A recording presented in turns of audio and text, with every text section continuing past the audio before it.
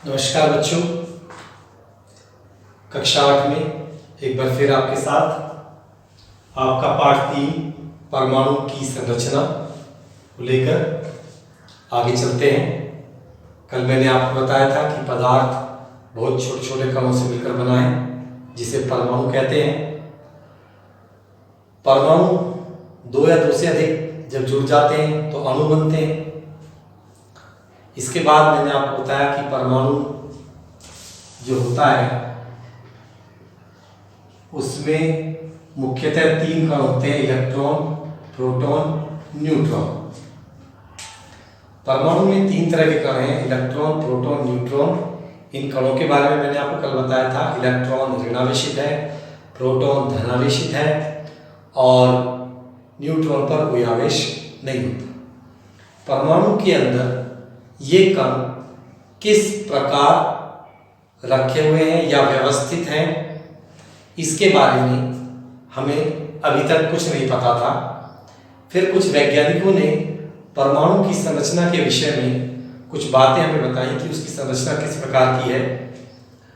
इस क्रम में सबसे पहले नाम आता है सर जे थॉमसन का।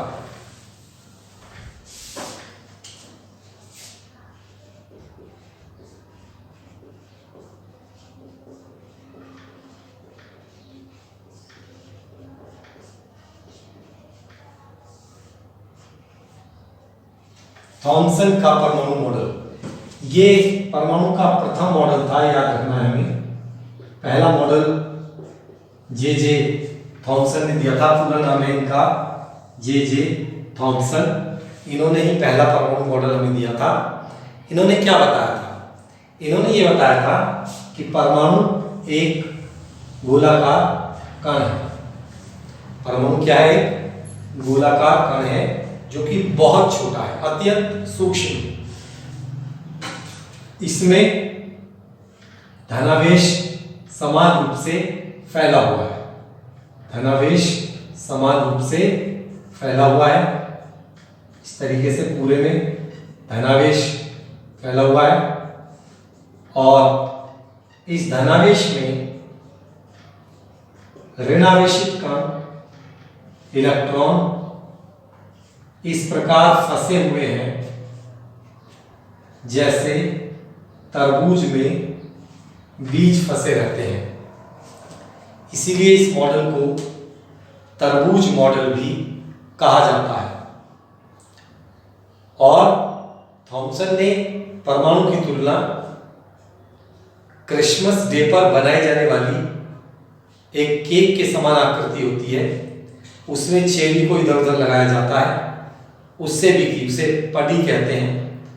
तो थॉमसन ने कहा कि परमाणु एक गोलाकार कण है जिसमें धनावेश समान रूप से फैला हुआ है और उसमें ऋणावेशित कण इलेक्ट्रॉन इस प्रकार फंसे हुए हैं जैसे तरबूज में बीज फंसे रहते हैं। इसीलिए इस मॉडल को तरबूज मॉडल भी कहा जाता है। परंतु बच्चों, वैज्ञानिकों ने इस मॉडल को अस्वीकार कर दिया। ये मॉडल स्वीकार नहीं किया गया।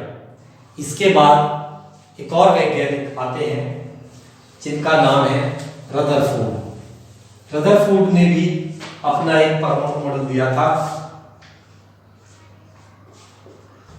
जिसे हम रदरफोर्ड का परमाणु मॉडल कहते हैं। रदरफोर्ड ने प्रयोग के आधार पर उन्होंने एक प्रयोग किया था, उसे कहते हैं हम अल्फा प्रकीर्णन प्रयोग। सबसे पहले मैं आपको अल्फा कण के बारे में बताऊंगा। अल्फा, ये इसे हम अल्फा कहते हैं बच्चों। अल्फा कण क्या होता है? अल्फा कण एक धनावेशित कण होता है जिस पर प्लस यानी धन आवेश होता है।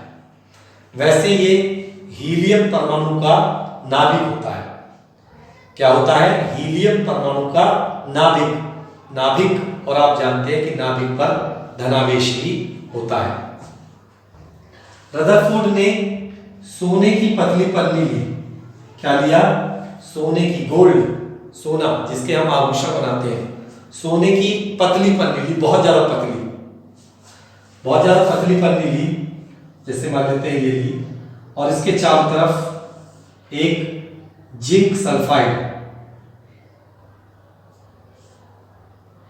ये सोने की पतली पन्नी है, इसके चारों तरफ जिंक सल्फाइड,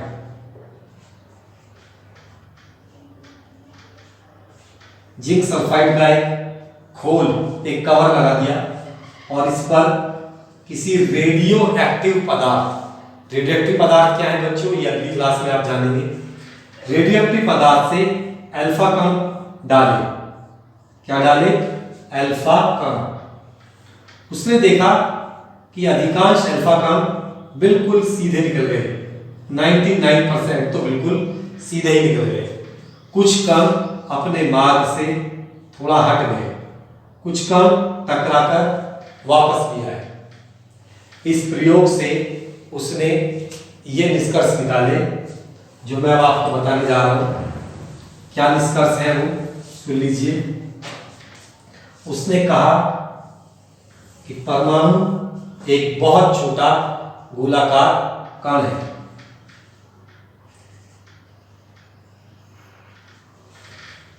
अधिकांश अल्फा कण आपने देखा सीधे निकल गए बिना किसी चीज से टकराए, तो इसलिए उन्होंने ये कहा कि परमाणु का, क्योंकि अधिकांश अल्फा कण सोने की पतली पन्नी से पार निकल गए, तो उन्होंने बताया इसके आधार पर कि परमाणु का अधिकांश भाग खाली होता है, रिक्त होता है, इसीलिए अल्फा कण सीधे निकल गए, वो किसी भी चीज से नहीं टकराए। अब जैसे कि मैंने कहा था कि अल्फा कण पर धनावेश होता है, और आप जानते हैं कि कुछ अल्फा कण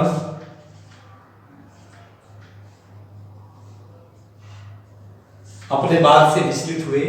इसका कारण रदरफोर्ड ने यह बताया कि परमाणु में कहीं अत्यंत सूक्ष्म आयतन में, बहुत छोटे से आयतन में धनावेश स्थित है, जिसने इन धनावेशित कणों को दूर कर दिया। क्योंकि बच्चों धनावेश को दूर करता है, ऋणावेश को दूर करता है। तो इसीलिए रदरफोर्ड ने भी कहा कि धनावेशित अल्फा कणों को किसी धनावेश ने ही प्रतिकर्षित किया है, जिसकी वजह से उनका मार्ग बदल गया। तो अत्यंत सूक्ष्म भाग में स्थित इस धनावेशित भाग को रदरफोर्ड ने नाभिक कहा। क्या कहा, नाभिक। मैंने कल भी नाभिक के बारे में आपको बताया था। कुछ अल्फा कण टकराकर वापस भी आए थे। इससे रदरफोर्ड ने यह निष्कर्ष निकाला कि वो जो धनावेशित भाग है, जिसे हम नाभिक कह रहे हैं, वो बहुत कठोर है, उसे अल्फा कण भेद नहीं पाए, वापस आ गए टकराकर। तो इस तरीके से ये था अल्फा प्रकीर्णन मतलब बिखरना, अल्फा कणों का प्रकीर्णन, अल्फा प्रकीर्णन प्रयोग। रदरफोर्ड ने अल्फा प्रकीर्णन प्रयोग के आधार पर परमाणु की संरचना को बताया।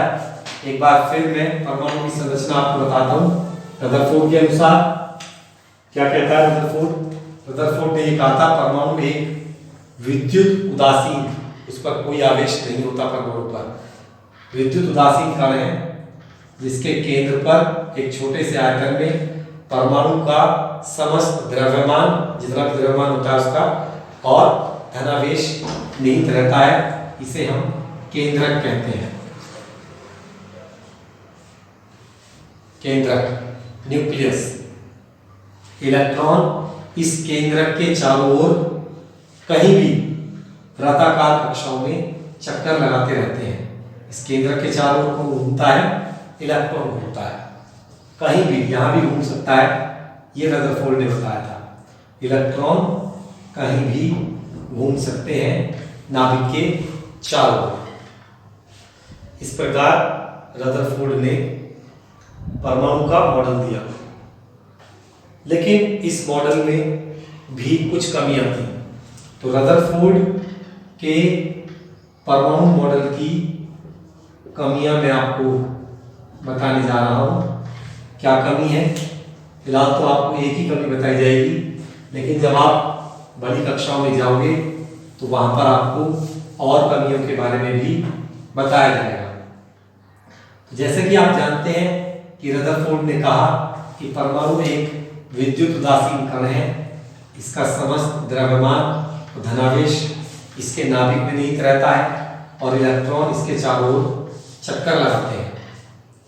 तो बच्चों, वे अन्य वैज्ञानिक जो थे उन्होंने बताया कि यदि ऐसा होता है कि इलेक्ट्रॉन नाभिक के चारों तरफ घूम रहा है तो धीरे धीरे उसकी ऊर्जा कम हो जाएगी। ऊर्जा कम होने के कारण वो धीरे धीरे नाभिक के पास आ जाएगा और अंत में वो नाभिक में गिर जाएगा और परमाणु नष्ट हो जाएगा। तो रदरफोर्ड ये नहीं समझा सके, इलेक्ट्रॉन तो गिरता ही नहीं नाभिक में क्योंकि सारे परमाणु जो है वो स्थिर है, स्थायी बने हुए हैं। लेकिन रदरफोर्ड परमाणु के स्थायित्व की व्याख्या नहीं कर सके, वो ये नहीं बता सके कि परमाणु स्थायी कैसे रहता है। इसके बाद एक और वैज्ञानिक आए जिनका नाम था नील्स बोर।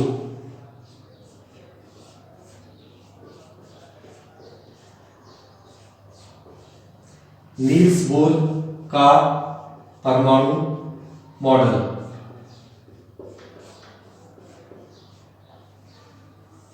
रदरफोर्ड के परमाणु मॉडल की कमियों को नील्स बोर ने दूर किया। नील्स बोर ने क्या कहा परमाणु के बारे में? कुछ बातें तो उन्होंने रदरफोर्ड के मॉडल के अनुसार ही कही कि परमाणु एक बहुत छोटा विद्युत उदासीन गोलाकार कण है। उसका समस्त द्रव्यमान उसके केंद्र पर स्थित रहता है, समस्त द्रव्यमान भी और धनावेश भी। अब उन्होंने क्या बात अलग कही, ये ध्यान से सुनने वाली है। उन्होंने ये कहा कि नाभिक के चारों तरफ इलेक्ट्रॉन ऐसा नहीं है कि कहीं भी घूम सकते हैं, नहीं। उन्होंने कहा कि निश्चित ऊर्जाओं की कक्षा में ही घूमेंगे, हर जगह नहीं घूमेंगे। हर जगह नहीं बल्कि निश्चित ऊर्जाओं की कक्षा में ही घूमेंगे। ये मैं इलेक्ट्रॉन दिखा रहा हूं आपको। और उन्होंने ये भी कहा कि ऐसा नहीं है कि किसी भी कक्षा में जो इलेक्ट्रॉन घूम रहे हैं, जिसमें उसे कक्षा कहते हैं, किसी भी कक्षा या उसे ऊर्जा स्तर भी कहते हैं, किसी भी कक्षा या ऊर्जा स्तर में कितने भी इलेक्ट्रॉन घूम सकते हैं, ये उन्होंने गलत सिद्ध कर दिया। उन्होंने कहा कि किसी भी कक्षा में इलेक्ट्रॉनों की संख्या निश्चित रहती है। पहली कक्षा में 2 इलेक्ट्रॉन ही रहते हैं, दूसरी में 8 रहते हैं। तो नील बोर ने एक बात और भी कही कि जब तक इलेक्ट्रॉन किसी कक्षा में घूमेगा वो ऊर्जा नहीं निकालेगा, ना तो वो ऊर्जा लेगा और ना ही वो ऊर्जा देगा। ध्यान से सुनो, रदरफोर्ड को ये बात पता नहीं थी, रदरफोर्ड ने ये बात नहीं बताई, लेकिन नील्स बोर ने बताया कि जब तक इलेक्ट्रॉन नाभिक के चारों ओर घूम रहा है वो ना तो ऊर्जा लेता है ना ऊर्जा देता है। वो ऊर्जा का उत्सर्जन नहीं करेगा और अपनी कक्षा में लगातार घूमता रहेगा और नाभिक में नहीं गिरेगा।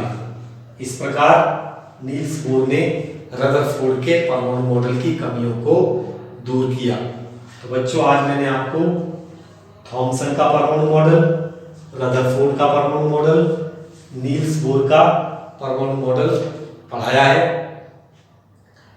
इनके आधार पर मैं आपको गृह कार्य भी दूंगा। जो बात आपको समझ में नहीं आई है उसे अच्छे से समझें, मुझसे प्रश्न पूछें। इन तीनों टॉपिक्स में अगर आपको कुछ समझ में नहीं आया तो लिखकर या बोलकर मुझसे आप पूछ सकते हैं। अच्छा मौका है घर पे पढ़ने का। बहुत भयंकर महामारी फैली हुई है। घर पर रहकर अच्छे से पढ़ाई करें और अपने भविष्य को बनाएं। धन्यवाद।